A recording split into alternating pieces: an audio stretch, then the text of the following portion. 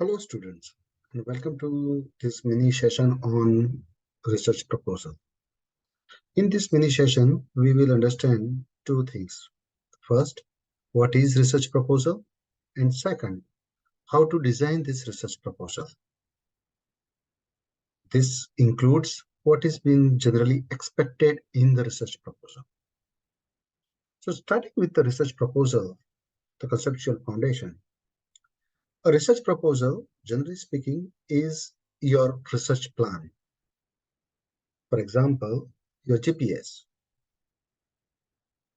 If you put address in your GPS for your destination or targeted destination, GPS will show you where are you right now, where is your destination, how much distance it has, what time it will require, and what is the traffic situation. So based on that, you can estimate by what time you will reach there. You can estimate how much fuel in your car you will be in need of, how much supplies you would be in need of. Then you can even plan that how many breaks you would be in need of and where you can have those breaks. So similarly, in research proposal, that will show your plan, your research plan, that which will include what is your objective, what you want to research, is your research required, what is the importance of your research, what is the methodology that you are going to use, that what are the tools, techniques, the statistical test, hypothesis you are going to test. Most importantly, how you are going to justify it. I mean, what is the justification that this research that you want to do would be helpful? What is the justification, the methodology, about the methodology that you are using for a particular objective is would be helpful or is prescribed? What is the authenticity of your expected outcome? So this will all, justifications will be part of your research proposal. So basically it describes the details of your study.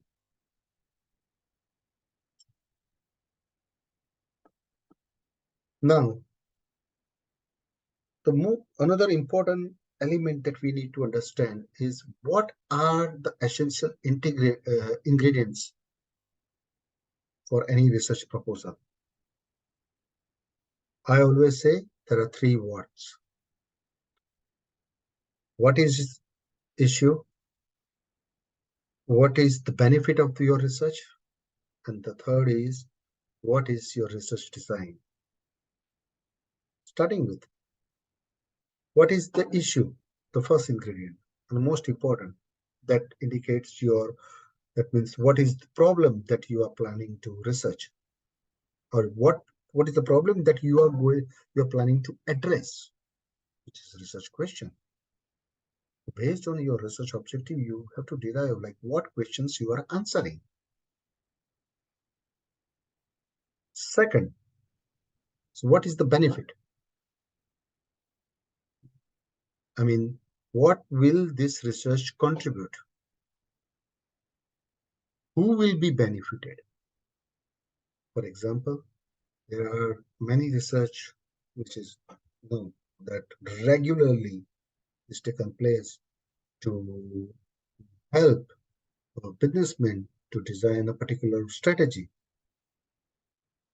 There are ongoing research always conducted on for the benefit of the consumer to take a better decision about the product or a service that they have been using.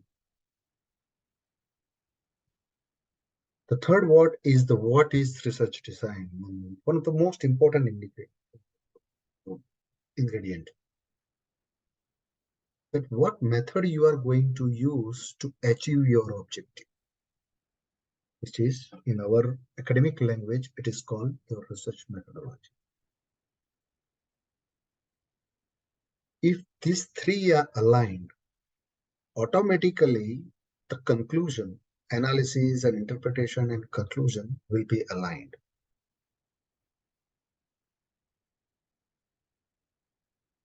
Now,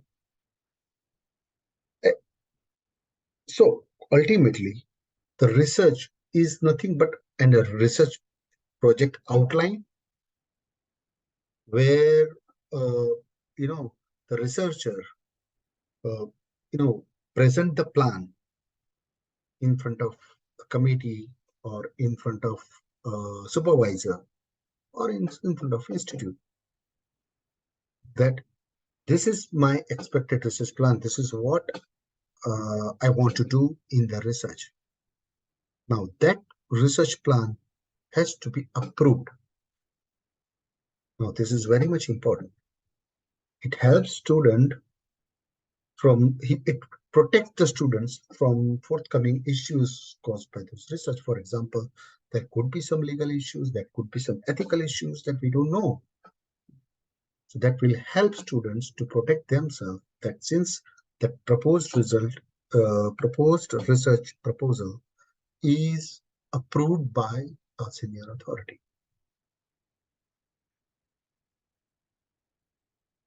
So let's start with how to design it. Okay.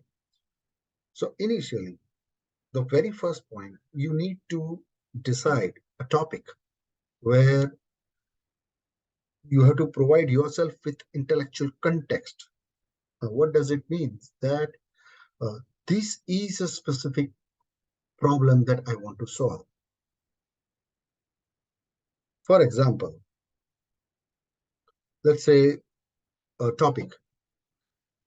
We can take one example to analyze and evaluate major challenges of international students. Now, this is the topic, for example. Now, this is very raw. Analyze and evaluate major challenges for the international students. This is too macro. You have to narrow down very precise and specific. Let's try to make this objective or this topic a bit more specific. You can put like to analyze and evaluate the challenges of international students in Australia. Okay. So now the international students of the globe is rejected. Now our research will be focused on international students in Australia. Let us make more specific to analyze and interpret challenges of international students in NSW Victoria. Okay, this is quite, very specific. So we have narrowed down the geographical location. Now let's narrow down the scope itself, the research scope itself, to analyze and evaluate financial challenges of international students in NSW Australia. So now your scope is very specific. You are going to analyze only financial challenges of international student of NSW only. Okay, so this is your objective. Based on this objective, you will craft certain research questions that this will have what is average daily pay student get, how much hours they have to work, or what minimum balance they require to have a good uh, to be in a good socioeconomic situation that helps their learning. Now you have to justify this research with the help of your literature review. You might do literature review on the trend of international students in Australia. You might have to uh, justify about the methodology that you are using to evaluate this context. You might use, like, in your methodology, okay, I will go for a primary data. So then there are different ways that you can approach, like, you can have your questionnaire on your survey monkey, and you attempt to get that survey done online, or you physically contact, interview the respondents, which these are the international students, the contact method. Now, if you are doing the primary survey and if you think that you will be conducting online survey, then what is an ideal sample size? I mean, how many students are required to ask? How many students are required to fill that questionnaire? Now you have to decide, like, if I say, if I am a student, and if I say, oh, I will be having a 10, I will ask 10 students, and based on that, their response, I will draft a conclusion. Would it be okay? Now, what data says that on an average, 150,000 students comes in Australia every year. 35 to 40% of them used to come to NSW. Let's say 40% students, international students, come to NSW for their higher education. So 40% of 150,000 is like 60,000.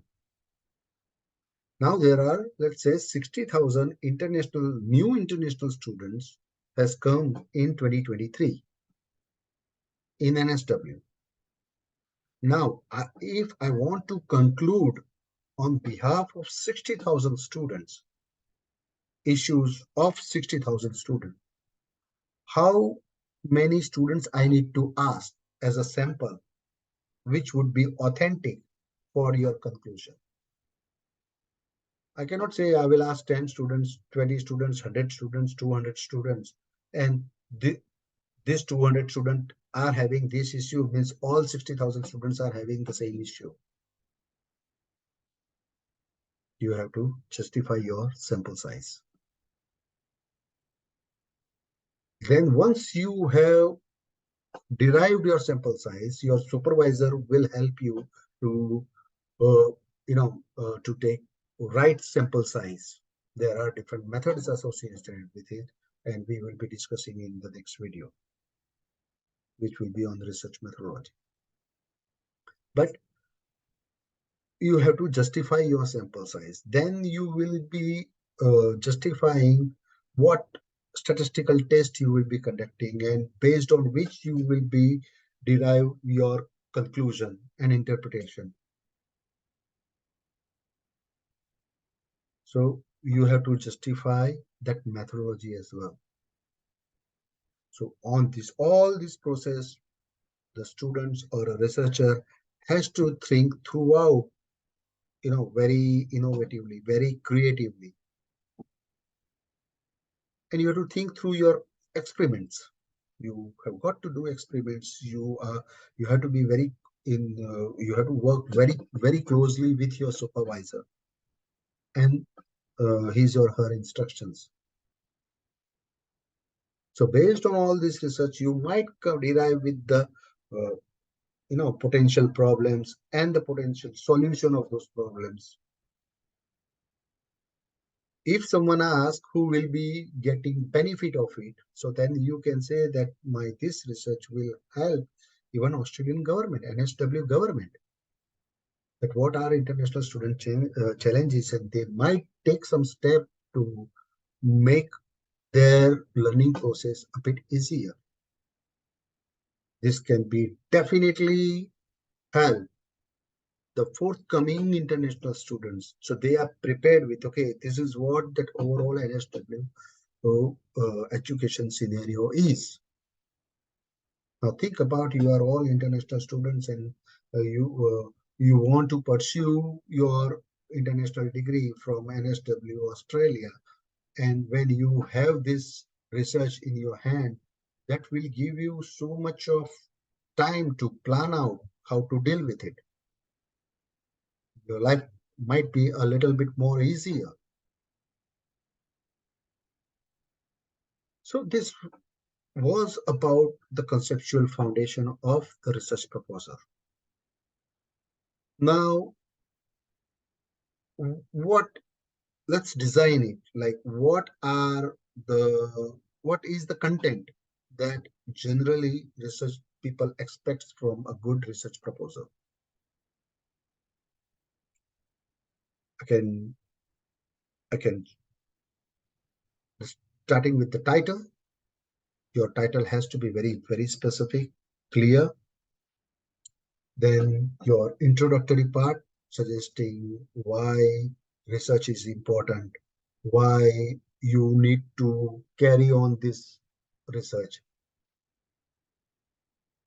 Then your literature review, as I said, that which will justify your claim of the benefit, which will justify the methodology that you are using, which will justify importance of the research that you are doing.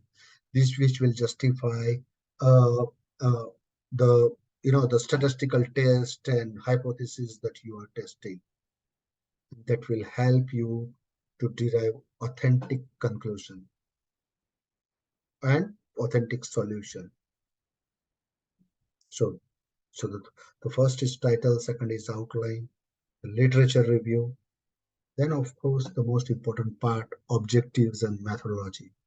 Your research method, your data collection, like methods of data collection is required.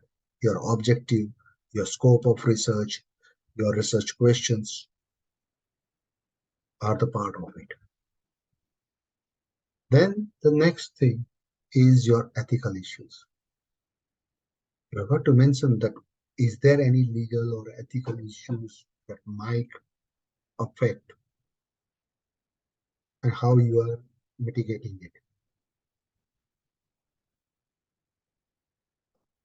Then it would be timeline,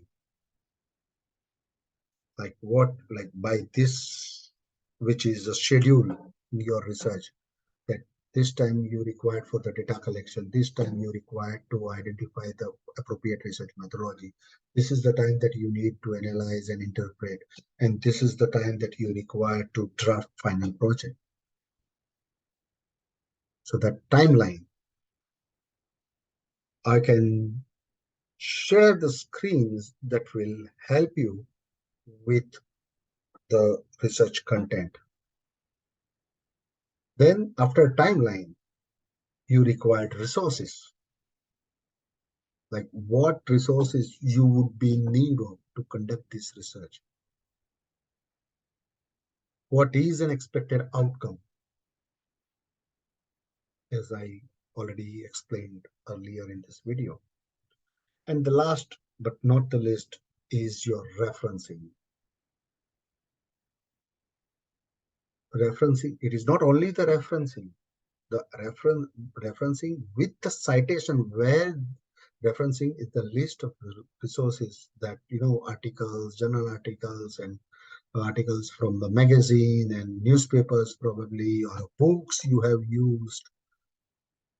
Okay, you have to cite that in your research proposal where you have used it.